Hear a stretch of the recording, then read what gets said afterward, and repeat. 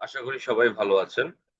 আপনাদেরকে আরো একটি এডুকেশনাল ভিডিওতে স্বাগতম জানাচ্ছি। আমরা গত ভিডিওতে আলোচনা করেছিলাম যে মার্কেটের কাছাকাছি দুইটা রেজিস্ট্যান্স জোন আমরা আহ, দেখার চেষ্টা করেছি। এটা ছিল আমাদের S1। আমরা বলেছিলাম যে টেকনিক্যালি সাপোর্টের কাছ থেকে হচ্ছে বাউন্স ব্যাক করার একটা সুযোগ সবসময় থাকে। তো আমরা S1-এ যেটা দেখেছি যে এই সাপোর্ট জোনটাকে এখনো পর্যন্ত ক্লিয়ারলি অর্ডার করেছে সেটা আমরা বলছি না, বা আমরা বলতেও চাচ্ছি না। আমাদের অ্যাজাম্পশন গুলো আমরা দাঁড় করানোর চেষ্টা করেছি এইভাবেই যে যে কোনো একটা সাপোর্ট জোন থেকেই তো মার্কেটকে ঘুরে আসতে হবে। সেটা স্লাইটলি ভেঙে যেয়ে হোক অথবা কাছাকাছি লেভেল থেকে ঘুরে আসে হোক।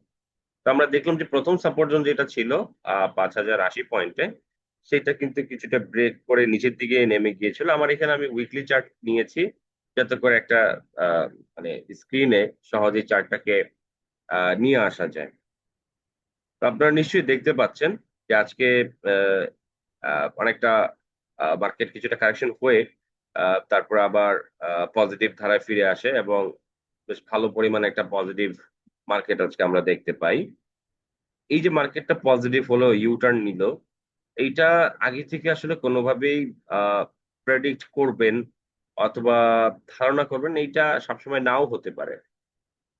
যেই জিনিসটার উপরে সবসময় আমি ফোকাস রাখি এবং আপনাদেরকেও বলি যে টেকনিক্যাল অ্যানালাইসিস আপনাকে শুধুমাত্র একটা অ্যাজাম্পশন অর্থাৎ একটা ধারণা বা অনুমান করতে আপনাকে সহায়তা করবে। সেই অনুমানের অ্যাকিউরেসিটা আহ ভালো, খুব ভালো এবং এভারেজ এইরকম হইতে পারে। তো আমাদের একটা অ্যাজাম্পশন বা অনুমান ছিল যে মার্কেটের হয়তো বা একটা ইউটার্ন আমরা এখান থেকে হয়তো বা দেখতে পারি। আমি যেটাকে জোর দিয়ে বলেছিলাম যে 4,800 পর্যন্ত মার্কেট না আসার সম্ভাবনা একেবারে উড়িয়ে দেওয়া যাচ্ছে না, বাট এই মুহূর্তে সেটার পার্সেন্টেজটা আমি যদি বলতে যাই বা সে সম্ভাবনা যদি বলতে চাই সেটা বেশ খানিকটা কম। বরং মার্কেট 5,080-র দিকে এসে এমনও হতে পারে যে এইখানে যেমন 4,800 ব্রেক করে নিচে গিয়েছিল এবং তারপরে মার্কেট একটা রিবাউন্ড আমরা হতে দেখেছি, ঠিক একইভাবে এটা 5,080টাকেও ব্রেক করে নিচের দিকে যেতে পারে এবং 20, 30, 50 পয়েন্ট আরো বেশি ডিপ করে তারপরে মার্কেটটাকে রিবাউন্ড হতে আমরা দেখতে পারি। তো যাই হোক, আমাদের অনুমান আপাত দৃষ্টিতে এইখানে কার্যকর আমরা দেখতে পাচ্ছি। আমি এটার সঙ্গে আরো বলেছিলাম যে ইন্স্যুরেন্স সেক্টরের একটা ট্রেন্ড আমরা দেখিয়েছিলাম, যেটাকে একটু আপওয়ার্ড মুভমেন্টের দিকে আছে। এখন মার্কেট যদি রিবাউন্ড করে তাহলে হয়তো বা ইন্স্যুরেন্স সেক্টর ভালো নাও করতে পারে। যদি আমি বলেছিলাম যে মার্কেট রিবাউন্ড করলে ইন্স্যুরেন্স সেক্টর এটা পটেনশিয়াল সেক্টর হিসেবে থাকতে পারে, সেটা হচ্ছে যেহেতু এটা শর্ট টু মিড টার্মে আপওয়ার্ড একটা চ্যানেল মেনটেন করে আপ হচ্ছে। তো যারা অ্যাকচুয়ালি লং রানের জন্য যদি চিন্তা মানে মিড টু লং রানের জন্য যদি চিন্তা করেন, অর্থাৎ 1, 1.5 মাস, 2 মাস, 3 মাস এরকম সময়ের জন্য যদি চিন্তা করেন, আহ তাহলে বলবো যে ইন্স্যুরেন্স আলটিমেটলি কিন্তু মার্কেটে গতি পেয়েছে এবং সেটা কিন্তু বিভিন্ন টাইমে টাইমে প্রাইসিং হবে। এখন মার্কেটে যেহেতু অনেক স্টকই ওভারসোল্ড পজিশনে আছে, সো মার্কেট ইউটার্ন নেওয়ার সাথে সাথে কি হবে, ইন্স্যুরেন্স সেক্টরটা স্লো থেকে ওই ওভারসোল্ড ইনস্ট্রুমেন্ট গুলোই কিন্তু আপনার পজিটিভ ধারায় আসতে শুরু করবে। আপনারা অলরেডি দেখেছেন। আমি যদি 2, 3টে স্ক্রিপ্টের কথা বলি, তাহলে জেনেক্সিল খুব বেশি পড়ে গিয়েছিল, সেটা কামব্যাক করেছে। আমরা দেখেছি ট্রাস্ট ইসলামী লাইফ ইন্স্যুরেন্স, তিলিল বলে, সেটাও 40 টাকার প্রায় কাছাকাছি নেমে আসলে সেটা 46 টাকার উপরে উঠেছে। আমরা এই রকম ভাবে আরো অনেক স্টক দেখবো, যেমন আহ, আহ, আহ, আরো কিছু স্টক আছে যেগুলো কিনা আপনার যেমন রূপালী লাইফটা খুব বেশি পড়ে গিয়েছিল, সেটা উঠেছে। তো এইরকম ভাবে যেই যেই যেই স্টক গুলো খুব বেশি ফল করেছে অথবা অন অ্যান অ্যাভারেজ একটা ভালো পোর্শন ফল করেছে, সেই স্টক গুলো কিন্তু সবার আগে রিবাউন্ড হওয়ার চেষ্টা করেছে। তো এই যে যে শিফটিংটা এইটা কিছুদিন কন্টিনিউ করবে, তারপরে হয়তো বা আবার ইন্স্যুরেন্স সেক্টর গুলোতে আবারও মুভমেন্ট আসতে শুরু করতে পারে। এখন আমরা ধরে নিলাম আমাদের হাইপোথেসিস বা অনুমান S1-এ হচ্ছে সাপোর্ট 1, আর এইটা হচ্ছে S2, এটা এখানেও একটা সাপোর্ট আছে। আমরা ধরে নিলাম মার্কেট যদি এখান থেকে আজকে রিবাউন্ড করেছে, আমরা ধরে নিলাম এটা ভ্যালিড এখনো পর্যন্ত আছে। আলটিমেটলি থাকতে পারবে সেটা মনে করছি না, বাট ধরে নিলাম তর্কের খাতিরে বা হাইপোথেটিক্যালি এটা আছে। আমরা এখন চেষ্টা করব যে আমাদের আসলে করণীয়টা কি হবে। আমরা এখানে এই যে একটা রেজিস্ট্যান্স জোন দেখতে পাচ্ছি, আমি এটাকে একটু ইয়ে করে দিচ্ছি, কালারটাকেও চেঞ্জ করে দিচ্ছি, আপনাদের বুঝতে সুবিধা হবে। অর্থাৎ এই জায়গায় মাল্টিপল টাইম আপনার রেজিস্ট্যান্স ফেস করে করে পড়েছে। আমি যদি এখন এটাকে মার্ক করি তাহলে 5,260 পয়েন্টের কথা এখানে আমরা দেখতে পাচ্ছি। আর আজকে মার্কেট ক্লোজিং এ হয়েছে 5,111 পয়েন্ট। তো 150 পয়েন্টের একটা এখনো পর্যন্ত কি আছে, গ্যাপ আছে। এখন এই গ্যাপটার মধ্যে কি হইতে পারে, মার্কেট এখান থেকে রিবাউন্ড করার চেষ্টা করতে পারে, চেষ্টা করে আহ হুম এখান থেকে রিবাউন্ড করার চেষ্টা করে রেজিস্ট্যান্স ফেস করতে পারে। এমনও হইতে পারে রেজিস্ট্যান্স ব্রেকআউট করে সরাসরি উঠে যেতে পারে, এরকমটা হইতে পারে।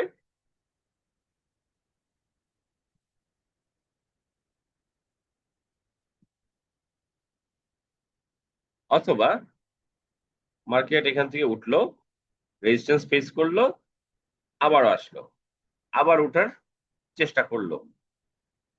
হ্যাঁ, কিছুটা উঠলো, উঠে আবার সাপোর্ট নিল, তারপরে আবার মুভমেন্টে গেল। এটাও কিন্তু হতে পারে।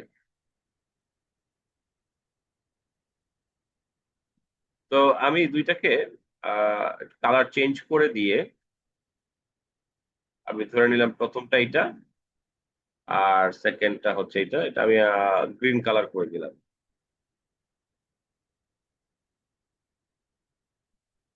আচ্ছা, ঠিক আছে। তো আমরা দেখতে পেলাম যে দুই ধরনের সম্ভাবনা কিন্তু এখানে আছে। এখন আপনি যদি টেকনিক্যাল অ্যানালাইসিস করেন, এটার উপরে নির্ভর করেন, তাহলে টেকনিক্যাল অ্যানালাইসিস আপনাকে একটা আহ ধারণা দিচ্ছে। কি ধারণা? সেটা হচ্ছে যে এই যে যে রেজিস্ট্যান্স জোনটা, আমরা এটাকে একটু মার্ক করে দেই। ওকে, আমরা একটা মার্ক করে দিলাম, এটা একটা বক্সের মধ্যে নিয়ে আসলাম।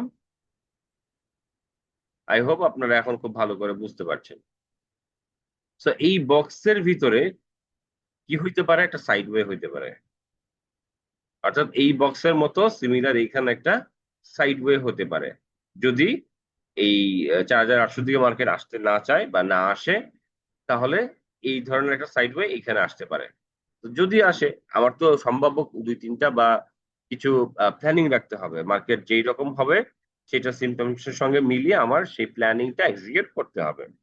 টেকনিক্যাল অ্যানালাইসিস মূলত আপনাদেরকে কিন্তু এই জিনিসগুলাকেই শিখায় বা করতে বলে।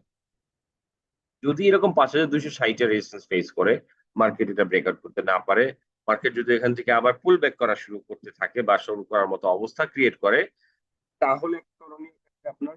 আর যদি সেটা ব্রেকআউট করে, তাহলে পরবর্তী রেজিস্ট্যান্স জোন যেটা 5,400, 5,400 সামথিং, সেই পর্যন্ত যে সেখান থেকে পুল ব্যাক করে কিনা সেটা পর্যন্ত একটা প্ল্যানিং থাকবে।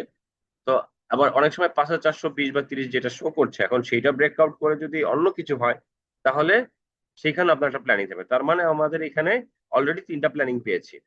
এখন চতুর্থ প্ল্যানিং কি, যদি কোনো কারণে 5,080 ধরেই রাখতে পারলো না, সেটা আরো কারেকশন হয়ে নিচের দিকে নামতে শুরু করলো, তাহলে আরো একটা প্ল্যানিং পেলাম যে ব্রেকআউট যদি করে, ব্রেকডাউন যদি করে সাপোর্ট জোনের, তাহলে আমার ওইটার মতো করে একটা প্ল্যানিং রাখতে হবে। তাহলে চারটা অপশন পেলাম বা চারটা প্ল্যানিং পেলাম।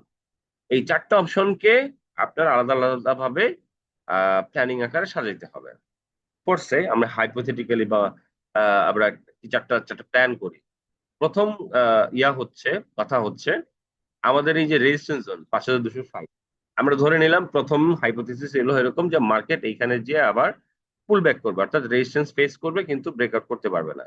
তাহলে 5,260 থেকে যদি পুল ব্যাক করা শুরু করে, অবশ্যই কিছু না কিছু শেয়ার প্রাইস কমবে, আবারও কিছু প্রফিট হবে।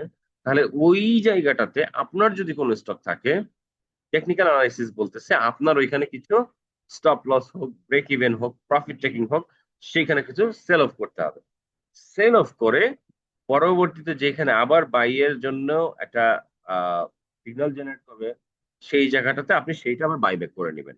এতে করে হবে কি, মাঝখানে যে গ্যাপটা করলেন সেই গ্যাপটা আপনার ইকুইটিতে হয়তো লস রিয়ালাইজ হলো, কিন্তু ইকুইটিতে আপনার ইনক্রিমেন্টাল একটা অবস্থা নিয়ে আসবে। অর্থাৎ আপনার হয়তো বা পারচেস পাওয়ার তখন ছিল না, পরবর্তীতে দেখা গেল হয়তো 20-30 হাজার বা 1 লাখ 2 লাখ, যার যার ফান্ড সাইজ অনুযায়ী একটা পারচেস পাওয়ার ক্রিয়েট হলো। তাহলে এই গেলে একটা অপশন। দ্বিতীয় অপশন হচ্ছে যে এইটা ব্রেক করে যদি 5,430-40 পয়েন্টের দিকে চলে যায়, তাহলে কি হইতে পারে? তাহলে আমরা ধরে নিলাম যে 5,430-40 পয়েন্টের দিকে যদি যায়, তাহলে ওইখানে সেল হবে, ওইখানে আবার কিছু সেল অফ করবো এবং সেই একই জিনিসের রিপিটেড কাজটা আমরা ওখানে করব। সিম্পল। যদি সেটা ব্রেকআউট করে ফেলে, তাহলে কি করবো? আমরা আমরা তো অপেক্ষা করবো ব্রেকআউট যদি করতে পারে কি পারে না। যদি দেখি পারছে, তাহলে আমরা হোল্ড করবো। যদি দেখি যে পারছে না, তাহলে ওইখানে সেল অফ করে দেবো। যদি দেখি যে ব্রেকআউট করতে পারছে, তাহলে ওইখানে আমরা ব্রেকআউট আরো কিছু নতুন করে বাই করতে পারি। চাইলে শিফট করতে পারি বা সুইচ করতে পারি আইটেমে। কারণ যেগুলো বেশি পটেনশিয়াল হবে সেগুলোতে সুইচ করাটাই উত্তম, অপেক্ষাকৃত নন পারফর্মিং স্টক গুলো থেকে এক্সিট নিয়ে। টেকনিক্যাল অ্যানালাইসিস কিন্তু আমাদেরকে এই জিনিসগুলোকে শেখাচ্ছে। এখন কোনো কারণে আমরা ধরে নিলাম যে সবকিছু ফেল করলো, অর্থাৎ 5,080 ধরে রাখতে পারলো না, মার্কেট ডাউন হতে শুরু করলো, মার্কেট এখান থেকে ডাউন হয়ে আমি ধরে নিলাম কোনো কারণে 4,800 দিক কাছাকাছি আসলো। তাহলে ওইখানে কি করব? মানে উঠলো, তারপর আবার পড়া শুরু করতে থাকলো, এইখানে পড়তে থাকলো। তো এইরকম সিচুয়েশন হলে আমরা কিছু সেল অফ করে রাখতে পারি অ্যাগেইন, এবং সুবিধাজনক একটা অবস্থায় আবারও বাইব্যাক করে নিতে পারি। তো পুরো জিনিসটাই আসলে নির্ভর করছে আপনার অবজারভেশন এবং মার্কেট বিহেভিয়ার উপর। আচ্ছা, এইবারে আমরা আসি অল্প কিছু স্টকের একটা অ্যানালাইসিস দেখবো। আমি বলেছিলাম আমরা একটু ডে চার্ট নিয়ে আসি এখন, যেহেতু ওভারঅল মার্কেট নিয়ে আমাদের আলোচনা আছে। আমরা জেনেক্সিলের তো আপনারা একটু দেখবেন এইখানে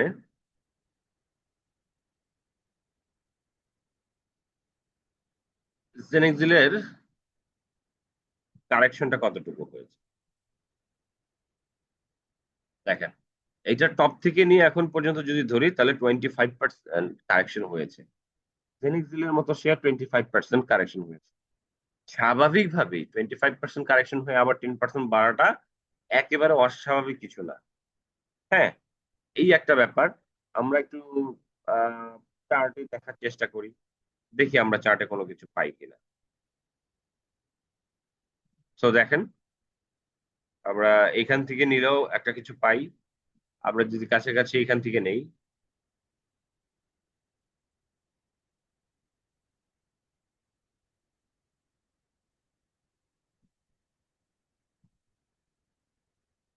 ওকে, আমরা কিন্তু দেখতে পাচ্ছি এই যে যে শর্ট টার্মের আপ বা মিড মিড মিড টার্মে যে আপ ট্রেন্ড ক্রিয়েট করেছে, এখানে কিন্তু সাপোর্টটা পেয়েছে। তো স্পেসিফিক ভাবে যখন আপনি 10-12টা স্টক নিয়ে রেগুলার অ্যানালাইসিস করবেন, আপনার চোখ থেকে কিন্তু সেই জিনিসগুলো কি এড়াবে না বা এড়িয়ে যাবে না। যারা অবশ্য ফলো করেছেন তারা দেখেন আহ রিস্ক ফ্যাক্টরকে মাথায় রেখেই তারা হয়তো বা এই জোনগুলোতে কিছু কিছু বাই করেছে গতকাল এবং আজকে, এবং মার্কেট ইউটার্ন নেওয়ার সাথে সাথে তাদের কিন্তু 5-6% মতো মানে অলরেডি গেইনের পর্যায়ে চলে আসছে। এবং ম্যাচিউর ডেতে তারা অন অ্যান অ্যাভারেজ 5-10%-এর মতো গেইন নিয়ে এক্সিট নিয়ে নিতে পারবে। তো এইটা হচ্ছে যে টেকনিক্যাল অ্যানালাইসিসের মাধুর্যতা। আপনি যত সুন্দরভাবে, যত অ্যাকিউরেটলি অনুমানগুলো করতে পারবেন, ধরতে পারবেন, আপনার প্রফিট মেকিং রেশিও তত বাড়তে থাকবে। তো এইটা একটা গেল। আসলে আমরা এবার আরো একটা স্টক দেখি। আমি কিছু স্টক দেখেছিলাম। আইটি সেক্টরটার চার্ট আমার সেক্টর না, বাট আইটি ইনস্ট্রুমেন্ট গুলো রিবাউন্ড করার যে চার্ট, সেটা আমার কাছে বেশ ভালো লেগেছে। আমার কাছে মনে হচ্ছে যে এগুলো কিছুটা হলেও রিবাউন্ড করতে পারে। খুব বেশি রিবাউন্ড করবে না বা খুব বেশি গ্যাপ দিবে না। আমি শুধু একটু দেখানোর চেষ্টা করব। আহ, যেমন ধরেন এখানে অগ্নি সিস্টেম, এইটাও 25% পর্যন্ত পড়েছে এবং আজকে একটু পজিটিভ ধারায় আসছে। অর্থাৎ শেয়ারটা নেমে গিয়েছিল 23 টাকায়, সেখান থেকে আজকে 24 টাকা 10 পয়সায় ক্লোজিং। তো দেখতেই পাচ্ছেন এই এত বড় গ্যাপ ক্রিয়েট করার পর স্বাভাবিকভাবে মার্কেট রিবাউন্ড করার সাথে সাথে এটা 10% করে দিয়ে দিচ্ছে। আমরা আরেকটা স্টক দেখি, বিডি কম। আমরা একটু রেঞ্জটা মাপি, টপ থেকে বটম পর্যন্ত 34%। চিন্তা করা যায় 34% এটা কারেকশন হয়েছে, এবং সেখান থেকে আজকে 24.60 ক্লোজিং, অর্থাৎ 23 টাকা থেকে 24.60। সো এটা বলা যায় যে অলমোস্ট 7% বা 6%-এর মতো গেইন করেছে। এবং আমরা যদি এইটার সাপোর্ট জোন আঁকার চেষ্টা করি, তার মানে পরপর 3 দিন এই প্রাইস লেভেলটাতে থাকার চেষ্টা করেছে। আমরা ড্র করলে একটা ছোটখাটো আপওয়ার্ড মুভমেন্টের মতো পাই। আশা করা যায় যে এখান থেকে অনায়াসি 10% মতো আসতে পারে। আইটি সেক্টরের মধ্যে আরো একটা স্টক জেনারেশন, আমরা এটাও দেখব।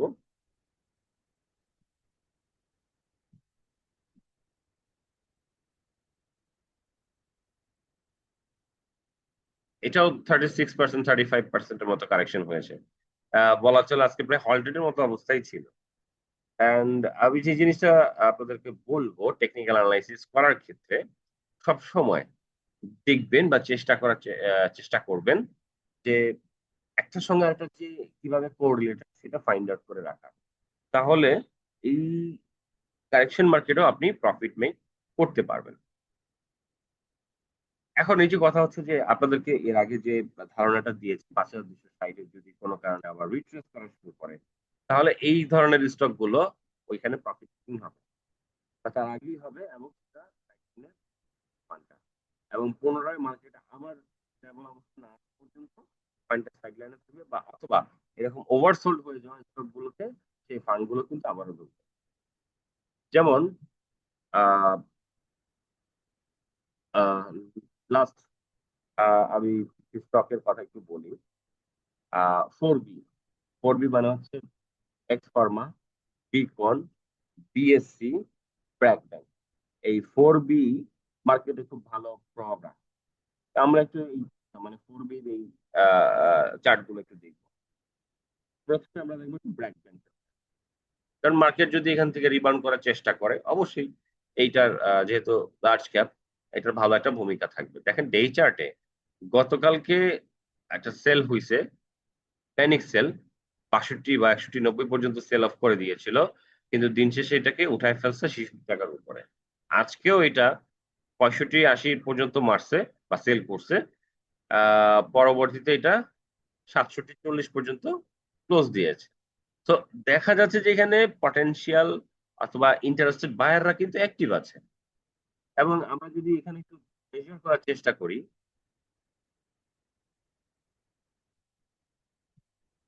20% মাইনাস, 20% মাইনাসে কেউ তো আসলে লসে বিক্রি করছে বা মার্জিন কলে পড়েছে, যে কোনো কিছুই হোক না কেন।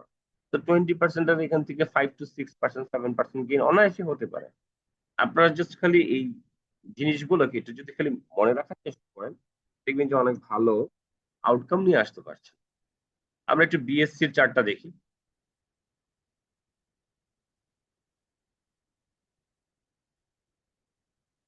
সো বিএসসি তে আমরা 19%-এর মতো কারেকশন হতে দেখি। আজকে একটা বাউন্স ব্যাক করেছে, এবং এই দেখেন 4 দিন এই একই বটম প্রাইসের কাছাকাছি, অর্থাৎ 102 টাকার নিচে কিন্তু নামতে দেয় না। তার মানে এখানে একটা ভালো বায়ারের ইন্টারেস্ট করে দেখেছি গত কয়েকদিনে।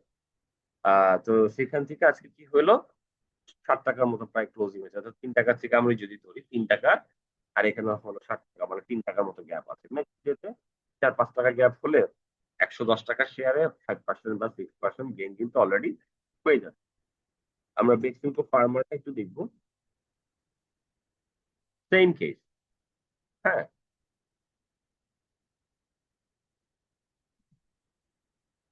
22% বা 20% আপনারা যদি ধরেন। তো 20 থেকে 35%-এর উপর তো কারেকশন হলেই দেখা গিয়েছে মার্কেটে রিটার্ন বা ইউটার্ন নেওয়ার সাথে সাথে ওই ধরনের স্ক্রিপ্ট গুলো, যেগুলো ইন্ডেক্সে ভূমিকা রাখে পজিটিভ এবং নেগেটিভ করার ক্ষেত্রে, ওই স্টক গুলো কিন্তু প্রাইসে একটা আপ বা জাম্প অবস্থা আমরা দেখতে পাই।